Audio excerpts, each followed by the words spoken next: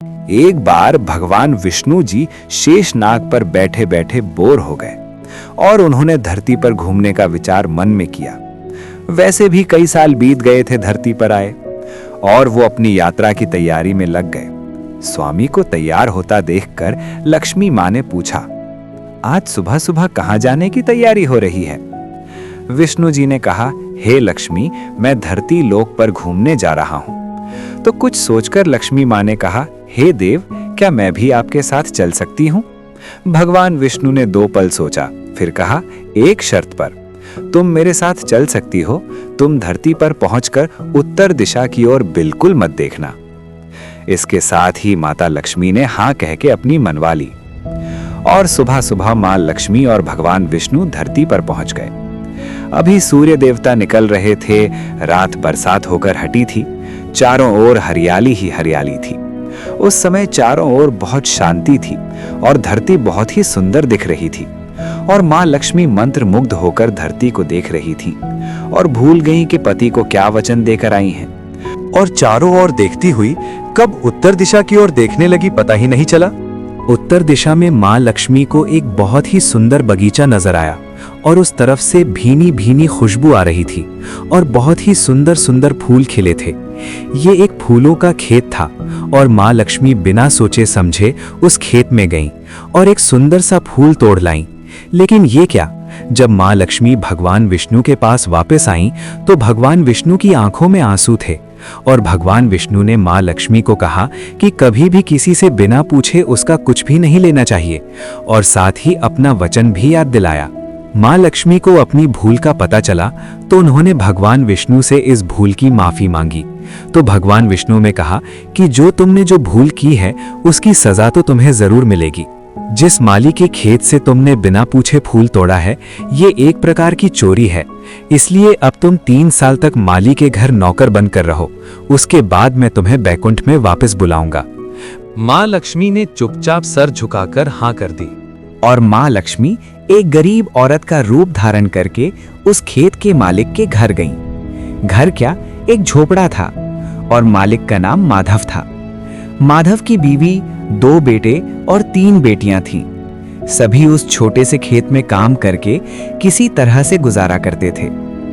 मां लक्ष्मी जब एक साधारण और गरीब औरत बनकर जब माधव के झोपड़े पर गईं तो माधव ने पूछा, बहन, तुम कौन हो और इस समय तुम्हें क्या चाहिए?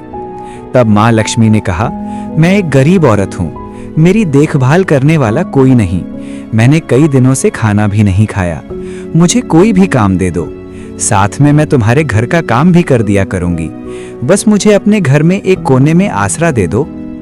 माधव बहुत ही अच्छे दिल का मालिक था, उसे दया आ गई, लेकिन उसने कहा, बहन, मैं तो बहुत ही गरीब हूँ, मेरी कमाई से मेरे घर का खर्च मुश्किल से चलता है, लेकिन अगर मेरे 3 की जगह 4 बेटियां होती तो भी मैंने गुजारा करना था।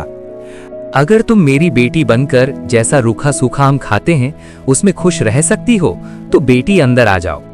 माधव ने मां लक्ष्मी को अपने झोपड़े में शरण दे दी और मां लक्ष्मी 3 साल उस माधव के घर पर नौकरानी बनकर रही।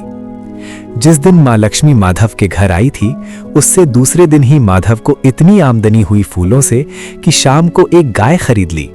फिर धीरे धीरे माधव ने काफी जमीन खरीद ली और सबने अच्छे अच्छे कपड़े भी बनवा लिए और फिर एक बड़ा पक्का घर भी बनवा लिया। बेटियों और बीबी ने गहने भी बनवा लिए और अब मकान भी बहुत बड़ा बनवा लिया था। माधव हमेशा सोचता था कि मुझे ये सब इस महिला के आने के बाद मिला है, इस बेटी के रूप में मेरी किस्मत आ गई है मेरी। और अब 2-5 साल बीत गए थे, लेकिन मां लक्ष्मी अब भी घर में और खेत में काम करती थी। एक दिन माधव जब अपने खेतों से काम खत्म करके घर आया तो उसने अपने घर के सामने द्वार पर एक देवी स्वरूप गहनों से लदी एक औरत को देखा। ध्यान से देखकर पहचान गया, अरे ये तो मेरी मुंह बोली चौथी बेटी यानी वही औरत है।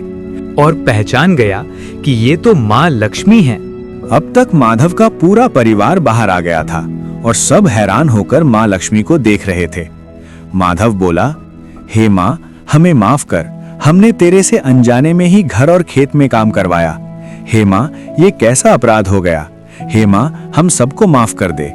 अब मां लक्ष्मी मुस्कुराई और बोली, हे माधव, तुम बहुत ही अच्छे और दयालु व्यक्ति हो। तुमने मुझे अपनी बेटी की तरह से रखा। इसके बदले में तुम्हें वरदान देती हूँ कि तुम्हारे पास कभी भी खुशियों की और धन की कमी नहीं रहेगी। तुम्हें सारे सुख मिलेंगे जिसके तुम हकदार हो।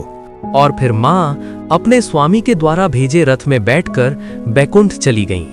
अगर आपको ये पौराणिक व प्रेरणादायक कहानी पसंद आई हो और इससे आपको जीवन में सत्य, दया और कर्म का संदेश मिला हो तो वीडियो को लाइक जरूर करें, अपने दोस्तों और परिवार के साथ शेयर करें और ऐसी ही सुंदर कहानियों के लिए चैनल को सब्सक्राइब करना ना भूलें। आपका एक लाइक और सब्सक्राइब हमें और भी ऐसी ज्ञानवर्धक व हृदय स्पर्शी कहानियां लाने की प्रेरणा देता है।